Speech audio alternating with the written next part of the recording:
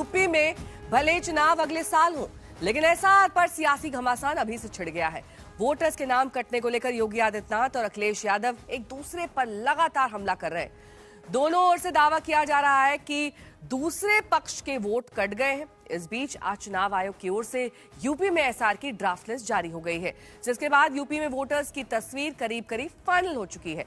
सबसे पहले जारी ड्राफ्ट की बड़ी बातों को समझाने की आपको कोशिश करते हैं।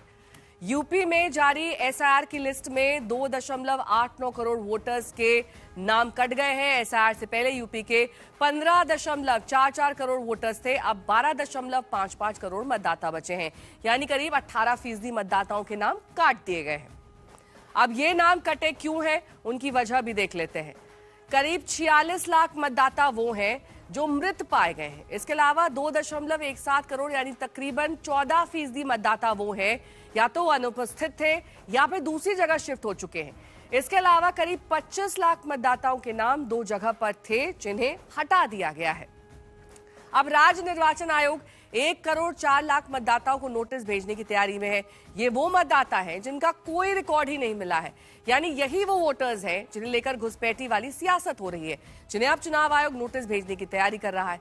अगर वोटर्स की संख्या घटने की बात करें तो इस लिस्ट में सबसे ऊपर राजधानी लखनऊ का नाम है। लखनऊ में 12 लाख से ज्यादा वोट कट गए हैं। प्रयागराज वोट कटने में दूसरे नंबर पर है, जहां 11,56,000 के करीब वोट कटे हैं, जबकि कानपुर तीसरे स्थान पर है, जहां 9 लाख से ज्यादा वोट कट गए हैं। आगरा में 8,36,000, गाजियाबाद में 8,18,000, बरेली में 7,14,000 से ज्यादा वोटर्स के नाम कट गए हैं। इसके अलावा मेरठ में 6,65,000, जौनपुर में 5,89,000, वाराणसी में 5,73,000 वोटर्स कम हो गए। अब लोग चुनाव आयोग की वेबसाइट पर जाकर ड्राफ्ट मतदाता सूची में अपना नाम देख सकेंगे। जिन लोगों के नाम नहीं है वो 6 फरवरी तक दावे आपत्तियां कर सकते हैं। फॉर्म 6 या 7 भरकर नाम जुड़वा सकते हैं। उधर लिस्ट जारी होने के साथ ही सियासत की नई किस्त जारी हो गई है। कांग्रेस नेता गुरुदीप सिंह ने दावा किया कि उनका और उनके परिवार का नाम लिस्ट में नहीं है, जबकि वो जरूरी सारे डॉक्यूमेंट्स जमा कर चुके हैं। कि मेरे जैसे व्यक्ति का नाम भी कट गया, जिसके पास सारे डॉक्यूमेंट थे, जो एक अनजान चेहरा अपने एरिया में नहीं था, जो एसआईआर पे चुनाव आयोग से मुलाकात कांग्रेस पार्टी के बिहाफ पे कर रहा था कि एसआईआर में गड़बड़ी है। ऐसे व्यक्ति जिसका 2003 की वोटर लिस्ट पे भी नाम था, जो डॉक्यूमेंट चुनाव आयोग कह सकता है, चाहे वो पासपोर्ट हो, चाहे वो बर्थ सर्टिफिकेट हो, चाहे वो 10th का सर्टिफिकेट हो, चाहे वो गैस का बिल हो, चाहे वो बैंक खाते का हो, सारे पेपर्स हैं। इसके बावजूद पूरी फैमिली का नाम कट जाता है।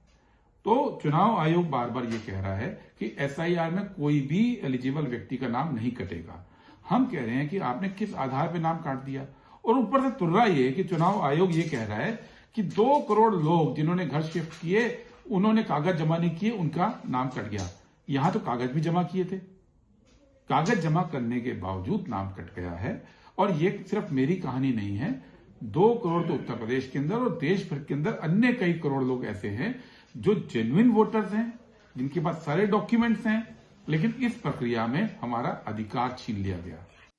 प्रदेश के मुख्यमंत्री ने जनता को गुमराह करने के लिए कहा था कि 4 करोड़ वोट काट दिए गए हैं।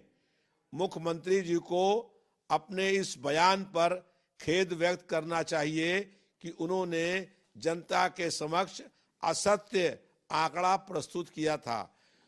वोटर लिस्ट में जो नाम काटे गए हैं, उसके अलावा कोई भी नाम जोड़ा नहीं गया है।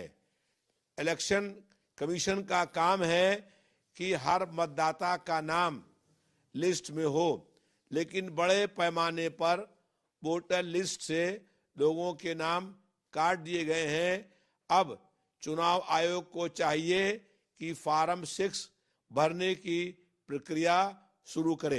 एक ऐसी प्रक्रिया, जल्दबाजी की प्रक्रिया की गई, जिससे आज अफरा तफरी का माहौल बना। मुझे लगता है कि जो ये 2.89 करोड़ 89 करोड़ लोग जो कटे हैं नाम, इसमें निश्चित तौर से ये जांच का विषय है, इसको जांच करानी चाहिए। और इसमें जो 1 करोड़ 13 लाख फॉर्म जो बांटे गए थे वो वापस नहीं आए। मुझे लगता है कि ये एक बहुत गहरी साजिश है या बड़ी बात है। इस पर जांच करानी चाहिए और इस पर कार्रवाई होनी चाहिए।